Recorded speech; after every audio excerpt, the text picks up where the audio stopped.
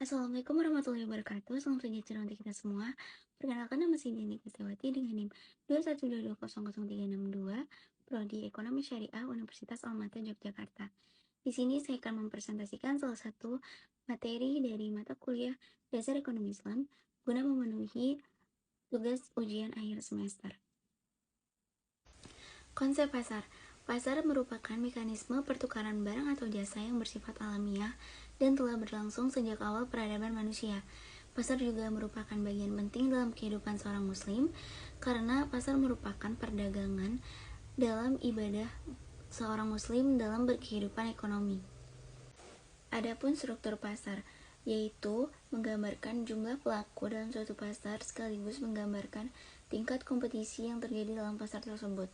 Struktur pasar memiliki pengertian penggolongan produsen kepada beberapa bentuk pasar berdasarkan pada ciri-ciri seperti jenis produk yang dihasilkan, banyaknya perusahaan dalam industri, mudah tidaknya keluar masuk dalam industri, dan peranan iklan dalam kegiatan industri. Struktur pasar dalam Islam. Yang pertama, adanya kebebasan ekonomi. Yang kedua, sejarah kebebasan ekonomi dalam masyarakat Islam. Yang ketiga, kerjasama. Dan yang keempat, aturan main dalam ekonomi Islam. Struktur pasar dibagi menjadi dua jenis. Yang pertama, persaingan sempurna, dan yang kedua, persaingan tidak sempurna. Persaingan sempurna merupakan struktur pasar yang paling ideal, karena dianggap sistem pasar yang strukturnya menjamin terwujudnya kegiatan produksi barang dan jasa yang optimal efisiensinya. Dan yang kedua, persaingan tidak sempurna. Persaingan tidak sempurna berlaku dalam suatu kelompok industri bila mana dalam pasar tersebut sedikit penjual dan mampu mengendalikan harga. Macam-macam persaingan langsung. Yang pertama, pasar persaingan sempurna dalam jangka waktu yang sangat pendek. Yang kedua, pasar persaingan sempurna dalam jangka waktu yang pendek. Dan yang ketiga, pasar persaingan sempurna dalam jangka waktu yang panjang. Adapun macam-macam persaingan tidak langsung.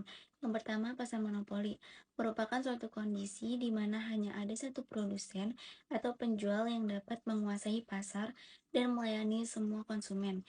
Yang kedua, pasar oligopoli, yaitu pasar di mana produk atau barang yang dijualnya bersifat homogen walaupun jumlah penjualnya banyak dan berbeda-beda. Ketiga, pasar persaingan monopolistik, yaitu pasar yang memiliki jumlah produsen dan produksi barang yang sama.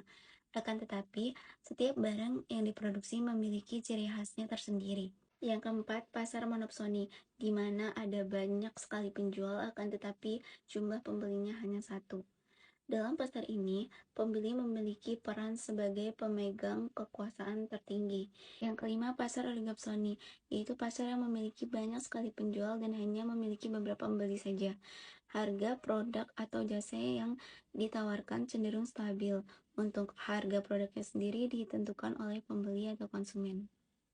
Demikian presentasi yang dapat saya sampaikan. Kurang lebihnya mohon maaf. Wassalamualaikum warahmatullahi wabarakatuh.